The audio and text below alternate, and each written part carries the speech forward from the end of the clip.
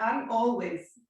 You know, some people will still practice them today, and some of the ancient old gurus maybe did, but in the first book that we always talk about, the Yoga Sutras, none of these practices are mentioned. In fact, we'll do it next week slightly, but he only has one tiny 3-worded phrase about even asanas, our physical practice. He doesn't mention what you've got to do for all of this cleanliness business. So this 16th century book was written by Marjaryasana, who's another guru of his day, written very much from a male's perspective. And some of it resonates, some of it does follow what I would say is the yogic principles, but who am I to judge? But anyway, his practices of cleanliness have got some weird little bits in it, and some people do follow some of them still. So there's 6 karmas, they call them. I'm just going to go through them briefly, and I won't go into them detailed because, because you're about to have your breakfast, so I'm not going to go into them too deeply. If you want to read that on them yourself, please feel free. So the one that we're going to do, I'll talk about last, and it's the breath practice, which is very easy, non-invasive. The one, it's all to do with health and cleansing your body in preparation for meditation, etc., but also to keep you physically healthy. They want to live as long as they can, these people, not wrong to do that. So a second one is candle gazing, or gazing at something very small, and the idea is that you gaze at it so long that you run tears from your eyes. I can see where they were going with this. They're trying to cleanse the vision and help your eyesight, but it's not something. Candle gazing is fine as a meditation. I wouldn't sit there till your eyes weep, basically. I don't think that's, in my opinion, very good for you. So the next one is neti. Neti pots you may have heard of. Some yogis that I know do practice this and swear by it to clear their head if they're full of phlegm, for want of a better word. They use these little pots that you pour up your nose, or pour somewhere up your nose, I think, and down the other nostril. I've never tried it, and I never wanted, to be perfectly honest, but it might be something you practice, and that's fine if it works for you. That's what this is all about, is choosing what works for you. And as I say, they swear by it. The next one's very Gwyneth Paltrow. It's called Vasti, and it's colonic irrigation, basically. But he specifically tells you, which made me laugh, that you must be in camel pose to do this. So that's as near as we're going to get it this morning. We'll do a modification of camel, but we're not going anywhere near that one.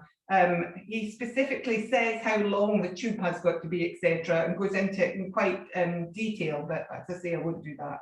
Next one is Doughty. Now this one's the one that makes me want to heave a little bit. It's about swallowing a piece of material, a towel in effect, to get rid of any phlegm, etc., which is supposed to be 4 fingers wide and 15 hands long.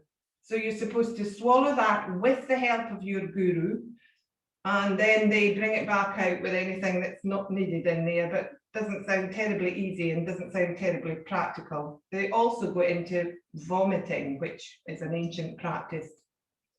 Again, not something I would try. And then the other one is Nauli, which is revolving your stomach like a dishwasher. That's not as invasive and not as difficult as you think, actually.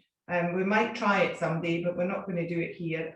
But all of these are specifically meant to get rid of, they mention the diseases they're supposed to help with, etc. And, you know, I can see where they're coming from. None of this was done that they weren't thinking of helping people, but it's not necessarily helpful. Okay, so moving on, the 6th one is Kapalabhati. So I would blow your nose before this one, and this is all about getting rid of any phlegm, as they put it in the 16th century, clearing your head. The other name for this practice is shining skull breath, and it's a Brahmana practice, which means that it's a warming, energetic breathing practice, so it heats you up. It's also very cleansing, so prepare your tissues. It may not, if anybody's got blocked noses, just breathe and listen to me. And if anybody doesn't want to do this, please feel free not to. but it's not as bad as it sounds, nothing like the rest of them. So we breathe in for 4, then we'll close off the right nostril, and then you, with your exhale, you do short, sharp bursts of it. So if I just do it once so you can see it, breathe in, I'll close off my right nostril, and then on the way out, I'm going as often as you can. I need a tissue now. It's a bit like you see these horrible footballers doing all the time on the telly. So, so if you don't want to do that, don't do it, but give it a go and see. It is a good one if you've got a cold or anything. I've got hay fever. You're feeling a bit bunged up, it does work. So we're just going to take 5 of those to try. So we'll do 6. We'll do 3 right, 3 left. So when you're ready, have your tissue ready. Breathe in for 4. Close your eyes. Don't feel so self-conscious then, maybe. Close off the right nostril and exhale through the left. So it's lots of sharp bursts. Inhale through again. Lots of sharp bursts, using only your exhale till you finish. Close off the left nostril this time, and we're going through the right.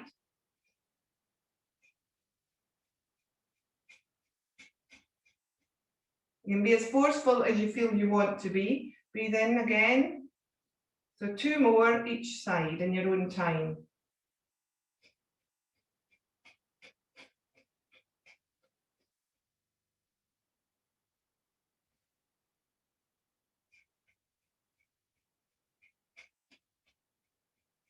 And as you're doing it, you're feeling your diaphragm pulsing, as if somebody's gently punching you in that area to knock the breath out of you. That's the feeling of the release.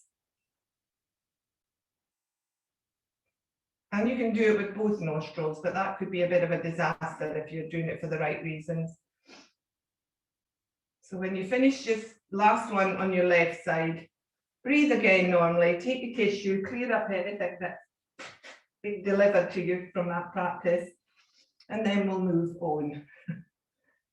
So these are just things to try. And as I say, that one is, to me, quite a practical thing. I wouldn't do it in public, but it is quite practical. When your head feels full, when you're a bit sinusy, it can relieve the pressure in your head from all of that. Okay, so have your bricks nearby. And we're going to do some inversions today. Not everything's an inversion, but we're working that way. So if we're doing inversions, and anybody that's got blood pressure problems particularly, be aware it can affect you, inversions. So if you do feel funny, or you shouldn't do these things, please take the easy option. We're moving up through the options from child's pose, so there'll always be one before what I'm doing that you can do. Okay, so we're starting in child's pose this morning. So take yourself onto the mat. Use a brick if you want to keep your head a little bit higher, and pop it under your forehead at that pressure point there. If you can't take your head down to the floor, then that's an inversion. An inversion is where your heart is higher rather than your head. So all the movement of the blood is moving up into your head here. But just enjoy child's pose for a second with your forearms on the floor. Make it an easeful one. And then reach out, move your hands along in front of you until you come to extended child's pose. See if that feels a little bit different.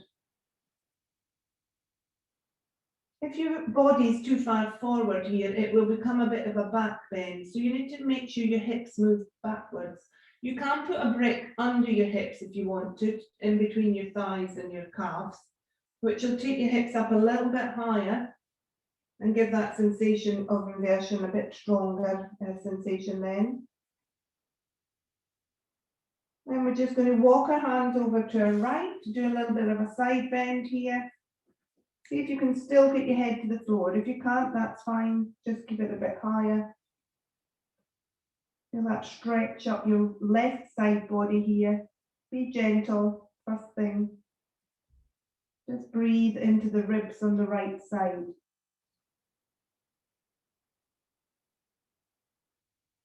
And then walk back to center and walk over to the left.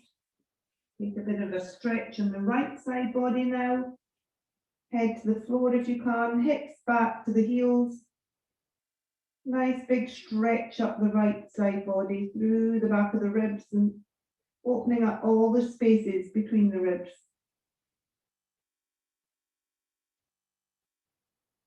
And then walk back to center. And then tuck your toes, same child's pose, but see if you can tuck your toes under to open the soles of your feet. So you're still in child's pose, your hips are still moving back towards your heels. It's a little bit more difficult here, particularly if you've got fat calves like me. And then stretch your, if you're happier staying on your elbows, do so, pop your head to the floor. But if you can, walk your hands out into extended again, and then lift up onto your fingertips and open up that little space under your palms of your hands, as if you're holding a ball or an orange here. Reach up through the back of the hands. Reach up through the back of your shoulders. Let everything pour down towards your head. It's very cleansing. Again, an inversion. And some say it can add 10 years to your life. It can make your face and skin much more youthful looking. I mean, it's all about the blood flow, essentially. So then walk back with your hands, keep your toes tucked, walk back with your hands and come up onto your kneeling, but with your toes still tucked.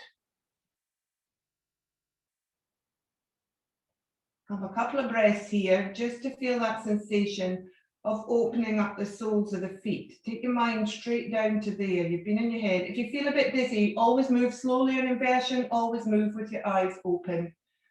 So take a moment here. We will be moving up and down. If it makes you feel funny, particularly when we haven't eaten, it can do that. Just take your time, keep your eyes open as you move. So as we sit here now, feel what's happening in the back of the soles of your feet. Opening up. And we're also compressing our toes, which don't get a lot of use really. So we're now flushing them through with some compression, and when we open them, which is now, we're going to come down into tabletop, untuck your toes and have a flap of your feet on the floor. Just encourage that new blood to flow into them, cleanse them. Okay, so now we're going to take some cat-cow dynamic rolls. So we'll take a couple in a normal fashion. So we're breathing in and neutral. And then as we exhale, we roll up into cat and we take the hips back towards the heels. Not quite as far as child's pose. Elbows come down to the floor as we gently move the heart forward, look forward, lift the elbows up as you then come up into cow. And then again, we're rolling backwards, we're lifting the heart up, we're tucking the tummies. Not too far, nice long arms though, the fingers stay still. Elbows to the floor, move the heart, roll the head, look along the floor if you feel a little bit dizzy, raise up onto the palms, up into cow. Stop there for a moment, come to neutral. We're going to take it the other way. So this is a bit of brain training. A way of cleansing your brain is to teach it new things. Okay, so this time we're going to come back up into cat. Now I've forgotten what I was doing here. And we're going to come down. No, we're not. What did I do that yesterday? So we're going to move down as we come into cow. So your elbows come to the floor, but you stick your bottom up in the air. And then we move forward and come up into cat on the exhale. So move down, elbows come to the floor, roll your bottom back, sit your sit bones up, roll through your shoulders, squeeze your shoulder blades. So you're in cow, but in a kind of child's pose cow. And then you're moving forward, rolling up through the spine as you do it and coming up into cat. I'm sure that's not what I did yesterday, but we're doing it one more time. So elbows come to the floor, stick the bottom up in the air. That's the feeling. Stick the chin forward a little bit. Don't crunch the back of the neck though. Squeeze the shoulder blades together, elbows are on the floor, and then move forward, rolling from the tailbone, moving the spine and coming up into cat. And then tuck the toes again. Oh no, we're not, sorry, we're not. we're coming into puppy pose. So as I said to Amanda the other day there, if you take your knees a little bit wider, these poses, puppy pose and thread the needle, which we won't do today, but are much easier if your knees are slightly wider than hip distance apart. So hips are over knees here. We did this yesterday, so we're just coming down onto our elbows first of all. If that's enough for you and you want to take your head to the brick or the floor here, then that's fine. If you want to extend a little bit further with your hands, take your head and elbows to the floor, that's fine. If you want to really go for it, come up onto your fingertips. Bottom is still up above your knees. Heads on the floor or on a brick. Onto your fingertips, find that space again under your palms. A little bit more of an inversion here. We're not taking the heart down so far today, so we're thinking of it as an inversion rather than a back bend, particularly if you're on your fingertips. Draw the tummies in, support the back.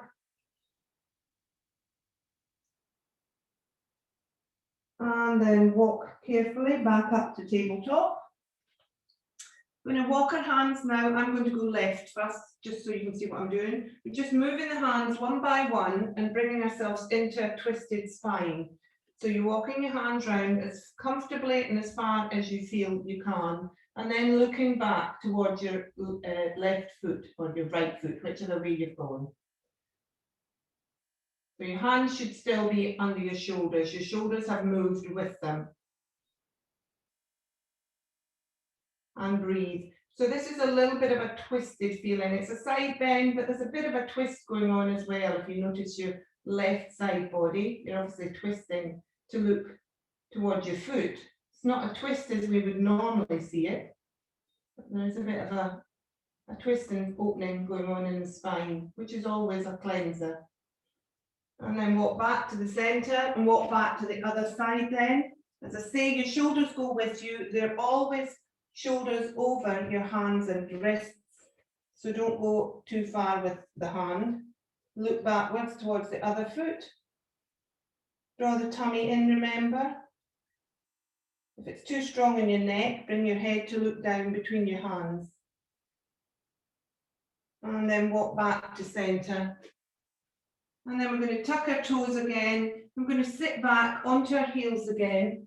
And this is as near that disgusting Gwyneth Paltrow Carmen as we're coming to. We're going to take our hands behind us, catch our heels. So you're on your toes and you've got your hands on your heels. Think of length first of all. Draw the tummy in, lengthen through the crown, pressing through the toes and the ball of the foot for a rebound. And then think of moving your heart up towards that top corner. So squeezing the shoulder blades together, opening up the front collarbones, lifting the heart, keeping the chin quite tucked so that you've got a long back of neck, not throwing your head back. Squeeze a little bit more between the shoulder blades. See if you can take the shoulders back onto the back of your body. Keep the tummy engaged. This is camel, which is what they suggest for that practice. And then sit back down, release, let go. We're going to need your bricks quite near you now, so grab a hold of them before we go on to the next part. We'll be stretching, and then take your hands and walk, or not walk, roll back up onto your toes. Not into garland here, really, because our knees are facing forward as opposed to out the way in garland. We're just doing a sort of squat here. See if you can take your hands to heart center. It's a balance practice. Think of that length again through the crown from the ball of your feet. Feel your toes are being active here. We don't always use toes in balance, but here obviously we have to. Feel them activated and helping the foot to balance. And then hands are at heart center. So now do what we did yesterday. Try and breathe, just normal breathing, but in for 4, exhale for 4. 3 breaths, try and move your heart in towards your thumbs as you breathe in. Feel it rise up your thumbs slightly, and then exhale. A lot going on here. Focus on the thumbs and the heart. And the breath.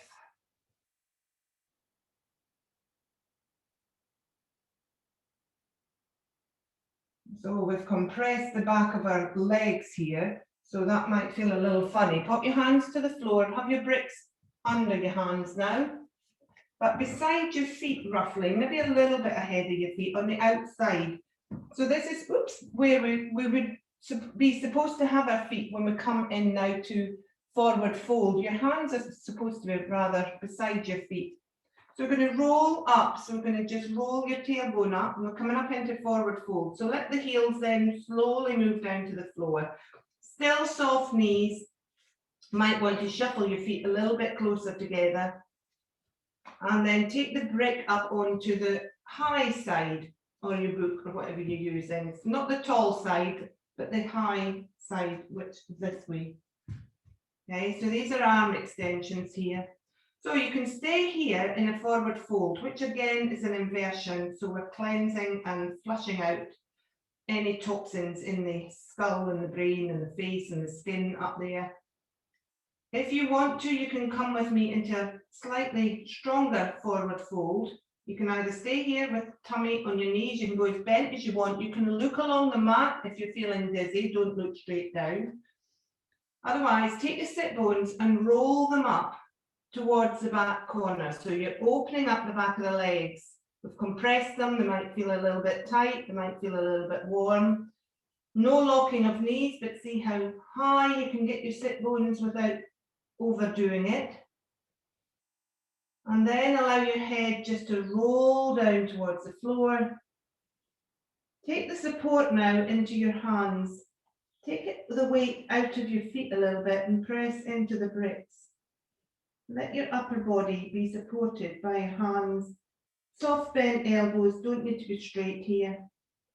Lift up the tummy, see if you can get a bit more space in the back of those legs. Just let the head hang soft. Give it a little wiggle just to make sure it can dangle there. Keep your eyes open if you feel any odd sensations. Otherwise, close your eyes if you can. Just feel what you're doing. Be aware of what we're doing here.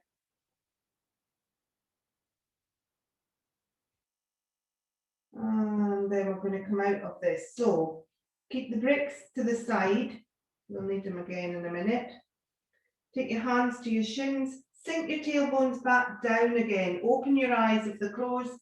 Trace your eyes along the floor as you rest your tummy on your thighs. So trace your eyes along ahead of you so you're ready to come up. And then carefully you can either roll up or you can just sweep up, pressing through the feet, find that rebound, trace your eyes along the mat, take your time, make it slow in case you feel dizzy. Hands up above the head, down through heart center. And we're back to Tadasana, standing now. So just take a moment here because it's a different plane we're on. We're going to go down again now, but just take a few breaths here. Close your eyes and see how you feel. See how your head feels. Does it feel clearer? Or maybe it feels heavier. Maybe it's got more in it now. See what the difference is from when we started. Okay, so I'm going to face forward now. I'm going to have my bricks beside me. So we're going to, first of all, do bird. So we're going to step out to wider legs. And bird is where we would normally sweep the arms up the side of the legs. Here we're going to sweep the arms in between, up, out the side, up. We're going to do 3 of those. So again, don't take it too quickly because your head's going up and down quite quickly here. So try and do it on your breath. So we're going to breathe in, take the hands above the head. We're going to exhale, we're going to take the hands through the legs here. Soften the knees as much as you need to, bend the knees. Straight arms, look through your legs, push through the feet. Sweep the arms back up in a big semicircle, back up to the top. This time we're going outside the legs. Keep your legs as straight or as bent as you feel comfortable. Inhale long, exhale, draw the tummy in. Press through the feet. If your legs are straight, don't lock the knees. Bring the arms up as high behind you as you can. And And then soften the knees, everybody, to find that rebound, come back up to the top. One more of each of those. Inhale, exhale through the legs this time, soften, rolling through the legs. Inhale, back up to the top. Keep the eyes open, keep the eyes moving with the hands. Focus on the hands if it helps. Inhale, lengthen. Exhale, side of your legs. Keep the legs straight this time if you want to. Into bird, take the arms up as high behind you as you can. Soften the knees. Everybody find that rebound through the feet, not the toes. Lift up and back up to the top. Release the arms, come back into Tadasana. Take a couple of breaths. So that was it's a bit like a washing machine here. We're doing different cycles on the brain to try and move things around in our head to clear it a little bit. But if it's too much for you, now the next one, we're doing a wide leg forward fold. If you're finding all this a bit too much, please take yourself down, do child's pose or one of the earlier inversions that we did, or lie on your back and just enjoy a bit of Shavasana here. We'll be going to the floor after this one. So we're going to take our legs wider again. Bring your bricks in front of you. You might want them stacked, first of all, too tall in front of you, about body length ahead of you. Your head's going to hit it. Again, the wider the legs, the easier this is to do a wide leg forward fold. But make sure your outside edges are secure. That's what's stopping you slipping into the splits, and we don't want to do that this morning. Or slightly pigeon-toed helps as well, but not with your feet turned out in wide leg. So as the wider, the easier it is to reach down. Okay, so we're coming at our hips here, our hip hinges, and we're just folding forward, straight, long front body, reaching forward with the crown of the head. You won't reach your bricks at this point, probably. So watch where the weight's going. It's probably gone onto the front of your feet. So move it back a little bit towards the center or the back of your, towards your heels really. Take the weight back and then move your bricks so that they will be under your forehead. And you can hold them. So as you're holding them now, just soften, moving your crown forward towards the bricks. Try and keep some length in the front body. Don't just collapse into it. Keep the tummy engaged till your forehead touches the two bricks. Stay here for a moment. Your fingers might even touch the floor here for a bit of support. You can stay here. This is an inversion still. If you want to go a bit further, just carefully lift your head a centimetre or two, turn the brick on the top brick onto its side, and go down a little bit further. You can stay here, or stay at the first one still. You want to go a bit further, you'll have to bring your bricks in slightly towards you. Move that brick away or take it onto the other side. Go down a little bit further. Just trial and error, see how far you want to go. Well, that's in the way. You can hold the brick always to make sure you feel stable. Very strong in the back of the legs. These legs can be bent. If you feel it uncomfortable in the back of your legs, bend your legs and then see if you can get your head a little bit lower. Again, you can take the brick as low as you want to. With bent knees, you can probably get a lot nearer the ground. And eventually you can just roll down and let the brick take you the support of the top of your head, so you're looking between your legs.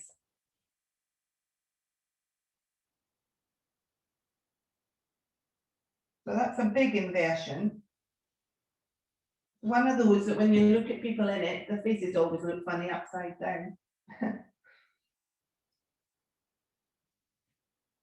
So stay here if you're comfortable. If not, we are going to move to the floor now. So if you're not comfortable, then please gently move your head forward, look along the floor, and then bend your knees, bring your legs in and sit down onto your knees, and then come onto your back. Everybody else, if you're still happy hanging here, They do say you can do this for up to 20 minutes. I don't know how you'd feel. I've never done 20 minutes of this, but I think that might be a little bit much for you. But these sort of practices you can increase every time you do them. And this is supposed to be one of the best things for you, this inversion here. Obviously your heart's quite a bit higher than your head now.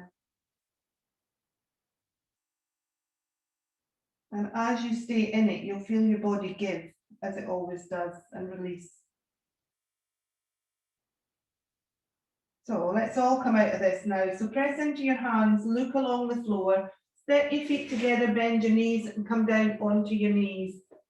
Take your time to slowly move your eyes along the floor until they come back up with your head, and then just come down onto your backs.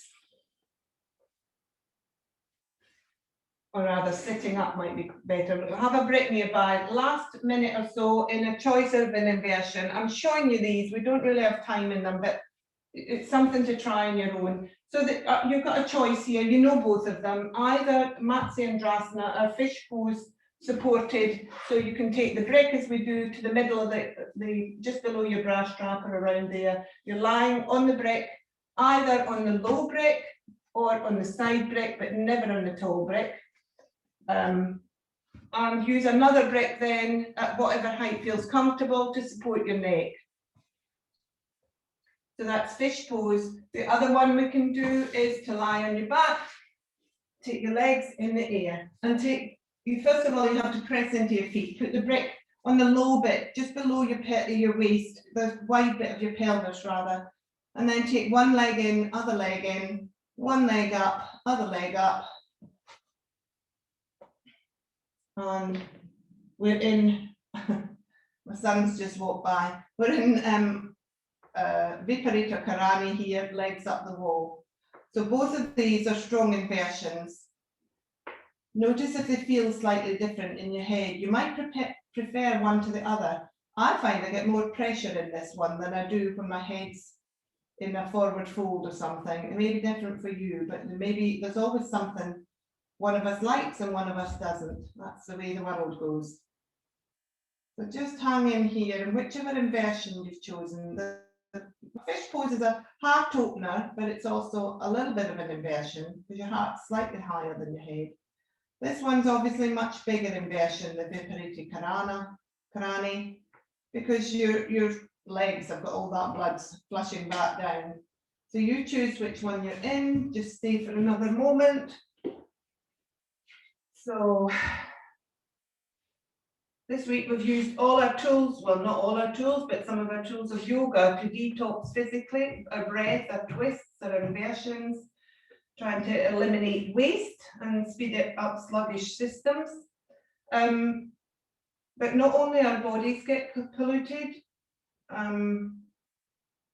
yoga tries to teach us to pause and be aware, not just of our bodies, but of everything else around us, and be completely honest with ourselves without judgment, noticing how the environment and our relationships with it and others affects us, learning to choose the people who nourish us, learning to forgive those who don't, and releasing negativity if possible, all stress, anything that defogs and clutters us, that fogs rather and clutters us, we want to defog and declutter mind, body and soul. And the idea is just that we then live longer, happier lives.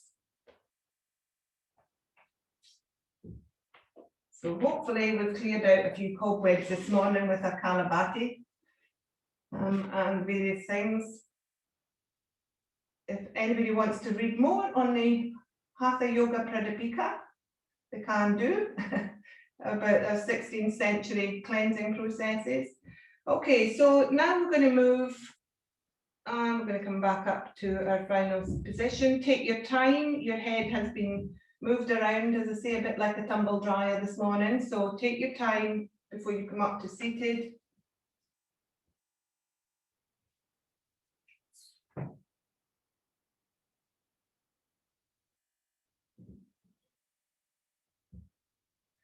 I would suggest everybody has make sure you drink a lot of water after our inversion practice. It's the same as twists. Anything like this, you need to rehydrate after, otherwise you might get a bit of a headache with this one. So do make sure you drink some water now and throughout the day. Okay, so that's the end of our first week, our spring cleaning week. And I'm going ahead with the next one now. So hopefully it'll all be planned by Monday morning. So I look forward to seeing you then. Have a lovely weekend, everybody, and namaste.